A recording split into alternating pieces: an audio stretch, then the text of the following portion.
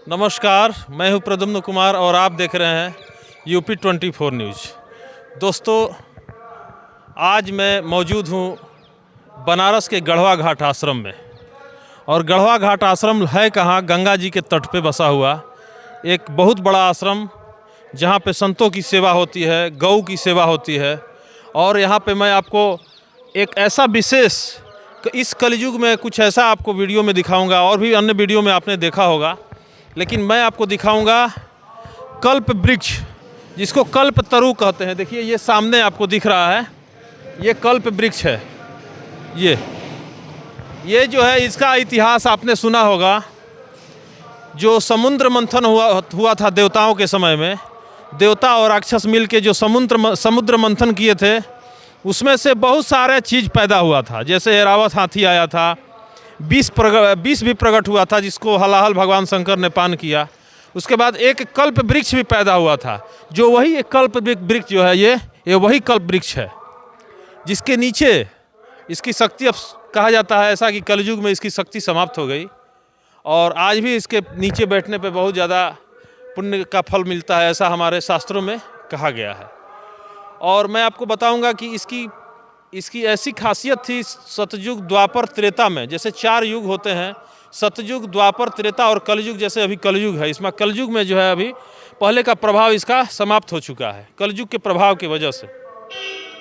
और द्वापर, त्रेता और सतयुग में ऐसा था, मानना है, ऐसा शास्त्रों का मानना है, ऐसे बड़े बड़े विद्वानों का मानना है कि अगर आप कल्प वृक्ष के नीचे बैठे हैं और कुछ भी कल्पना किए, कुछ भी सोचे, तो आपको एट ए टाइम मिलेगा।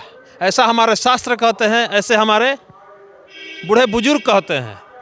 और हम तो वही मानते हैं जो हम अपने बुजुर्गों से, अपने बड़ों से सुनते आए हैं, जो अपने किताबों पुराणों में पढ़ते हुए आए हैं। तो मैं आपको दिखाने का प्रयास करूंगा कि कल्प वृक्ष जो है होता कैसे है। आइए भैया थोड़ा।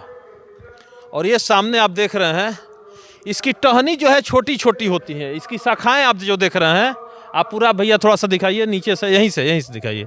ये जो है, आप इसकी जो मेन तना है वो पूरा मोटा दिख रहे होंगे। और बाकी और भी पेड़ आप देखे होंगे कि जिस हिसाब से उसकी तना होगी, मेन स्ट्रीम, उसके बड़े बड़े छोटे छोटे जो ब्रांच निकलते हैं, वो बड़े बड़े लंबे लंबे निकलते हैं। लेकिन इसका खासियत है कि देखिए, मोटा सा पेड़ है, ये मोटा सा पेड़ है, लेकिन इसकी शाखाएं जो है ज़्यादा दूर तक फैलती नहीं है। इसकी ये खासियत है। थोड़ा सा भैया, हम अपने सम्मानित छायाकार से प्रार्थना करेंगे कि थोड़ा सा जो है इधर से भी दिखाएं। और देखिए, चारों तरफ से मैं घूम के इस वृक्ष को मैं आपको गौर से दिखा रहा हूं कि इसकी शाखाएं छोटे छोटे शाखाएं हैं, जबकि पेड़ बहुत मोटा है। और बाकी इसकी जगह अगर नीम, पीपल होता तो इसकी शाखाएं भी लंबी लंबी, चौड़ी चौड़ी निकली होती है। ये कल्प वृक्ष का खासियत है। यहाँ पे लिखा भी हुआ है, यहाँ पे मैं एक बार आया था तो देखा था, यहाँ पे लिखा हुआ था कल्प वृक्ष, लेकिन अभी शायद नहीं लिखा हुआ है। और बाकी ये देखिए, इसकी पत्ती जो है इस तरह से होती है। अगर इस तरह से आपको कहीं कुछ पेड़ दिखाई दे तो जान लीजिए कि ये कल्प वृक्ष है। और इस पे फूल भी लगते हैं। इसके फूल बहुत जो है, मतलब क्या बताएं, मतलब जल्दी नहीं मिलते हैं, जल्दी देखने को नहीं मिलते हैं। बहुत ही कीमती पेड़ है और बहुत ही दैविक पेड़ इसको कहा जाता है। दैविक कहिए, दैविक कृपा से ये देखिए, इसका फल लगा हुआ है। मैं भाई साहब से कहूँगा कि थोड़ा सा दिखाइए। ये देखिए, फल लटका हुआ है इसमें आपको एक छोटा सा कद्दू जैसा फल दिख रहा होगा, जो कि लटका हुआ है। और ये कलयुग में आप खास करके, और इस आश्रम में मैं अभी आया हूँ, गढ़वा घाट आश्रम, बनारस के गंगा जी के तट पे ये पेड़ है, जिसका नाम है कल्प वृक्ष। लोग इसको कल्प तरु भी बोलते हैं। तरु का मतलब पेड़ होता है। और मैं आपको यहाँ के जो कर्ता धर्ता हैं, यहाँ के जो कर्ता धर्ता हैं इस आश्रम का, उनसे भी मिलाऊंगा। और इस आश्रम में जो सेवाएं होती हैं, जो साधु संतों की सेवा हैं, गौ माता का भी यहाँ सेवा होता है। तरह तरह की गाय की प्रजातियाँ हैं इस आश्रम में। आपको गिर से लेके, लोकल गाय से लेके, जर्सी से लेके, फ्रीजियन से लेके, बहुत सारी नस्ल का भी इस गाय का सेवा जो है इस आश्रम में होता है। और मैं आपको दिखाने का प्रयास करूँगा कि ये जो है, आप कल्प तरु जो देख रहे हैं, ये खास करके कलयुग में इसका प्रभाव, ऐसा माना जाता है, ऐसा धर्म पुराण में कहा गया है कि इसका जो है प्रभाव कलयुग में कम हो गया। नहीं तो इसके नीचे अगर आप बैठ जाते हैं इस प्रकार से, अगर आप इसके छाया में हैं, और ऐसा कहा जाता है कि आप अगर कलयुग द्वापर त्रेता में ऐसा था कि इसके नीचे बैठ करके जो आप अगर सोच लेते कि मुझे अभी धन चाहिए, मुझे गाय चाहिए, मुझे मकान चाहिए, तो उसी समय प्राप्त हो जाता था। ऐसा मानते हैं, ऐसा पुराणों में कहा गया है। बड़े बड़े लोग जो कथाओं में कहते हैं, जो हम लोग जिसका अनुसरण करते हैं। बाकी तो दुनिया विश्वास पे ही चलता है, उसी पे हम लोग कायम भी हैं। जी महाराज कलयुग में जी जैसा कि माना गया है कि सतयुग या द्वापर त्रेता में जी कभी समुद्र मंथन हुआ, जी तो उसमें से कल्प वृक्ष का भी एक निकला, जी जैसे विष निकला था जो भगवान शंकर ने पान जी। किया। तो माना जाता है कि इसका द्वापर त्रेता में बहुत महत्व था। जो बैठ के अगर नीचे सोचते समुद्र तो का मंथन हो जो जाता है, था। कलयुग में क्यों नहीं होता है? समुद्र का मंथन जो है ये देवताओं और राक्षसों के बीच में हुआ है। दोनों लोग मिल के समुद्र का मंथन किए हैं और उसमें से 14 रत्न निकले हैं। श्रीमणि रंभा वारुणी, अमीय शंख गरराज, कल्पद्रुम सुरधेनु, शशि धन्वंतर विश्वाज। तो चूंकि ये समुद्र मंथन से निकला है, इसलिए इसका विशेष महत्व है। उसमें से ये रत्न के रूप में माना गया है। इसकी गणना जो है वृक्ष में नहीं बल्कि रत्न में होती है। वृक्ष तो है ही है। हाँ, ये इसका महत्व है और इसके नीचे बैठकर साधना करने से मनोवांछित कामनाएं पूर्ण होती हैं। जी। और क्या विशेषताएं हैं इस वृक्ष की?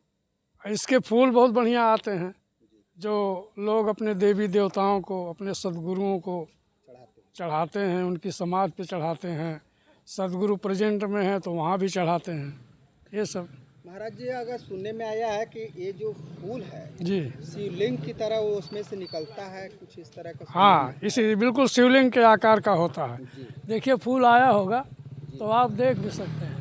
अभी तो नहीं दिख रहा है। नहीं, इसी समय फूलता है, हम आपको दिखा। रात को ही फूलता है। हाँ, 7 बजे चलता है। वो देखिए, आइए इधर आइए। आते रहिए। ये देखिए फूल निकल रहा है, देख रहे हैं? खिलने का समय है। हाँ, खिलने का समय देखिए। अच्छा अच्छा। तो ये शिवलिंग के आकार का हो जाएगा। जी जी जैसे यौन होती फिर उसमें लिंग होता है, उसी तरह से जी। ये शिवलिंग की तरह बनेगा। 7 बजे रात में खिलता है। नहीं, शाम होते ही खिलना शुरू हो रहा है। अभी चूंकि ये कली है, ये कल पूर्ण रूप से विकसित होगा। आज ही निकल। आज ही?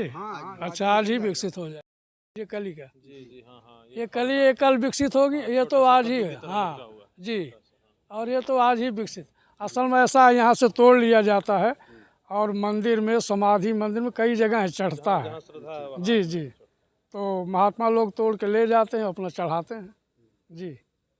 और क्या विशेषताएं हैं यहाँ? और तो बहुत ज़्यादा हम नहीं बता पाएंगे। हाँ, लेकिन बहुत महत्वपूर्ण। मंदिर की महाराज जी थोड़ा विशेषता बता दीजिए, जो आश्रम है ये। देखिए, ये हमारा आश्रम जो है सनातनी है। यहाँ सनातन धर्म के बारे में ही बताया जाता है, जो सनातन से चला रहा, आज से नहीं, सनातन से है। हाँ जी, सुनने में आया कि ये जो गढ़वा घाट का जो मंदिर है, जी, यहाँ पे एक बहुत भयानक दैत्य रहते थे, हाँ, राक्षस रहते थे। इसके बारे में कुछ जानते हैं? हाँ, एक भयानक दैत्य रहता था। जो भी पशु पक्षी आदमी वहाँ जाते थे, उनको पकड़ करके खा के वहीं गाड़ देता था। इसीलिए इसका नाम पड़ा गढ़वा घाट। और हमारे महाराज श्री प्रथम पातशाही श्री श्री 1008 स्वामी आत्म विवेकानंद जी महाराज परमहंस जब यहाँ आए हैं, तो धीरे धीरे उनका प्रचार प्रसार इस एरिया में हुआ। लोगों ने इनसे विनती की, महाराज जी एक समस्या बहुत बड़ी है। तो महाराज जी ने कहा, ठीक है, बताओ हमको वो स्थान। महाराज जी उस स्थान पर गए और हमेशा हमेशा के लिए उस राक्षस के जो वो क्या होता है, राक्षस के आगोश से सभी लोगों को मुक्त कर दिया।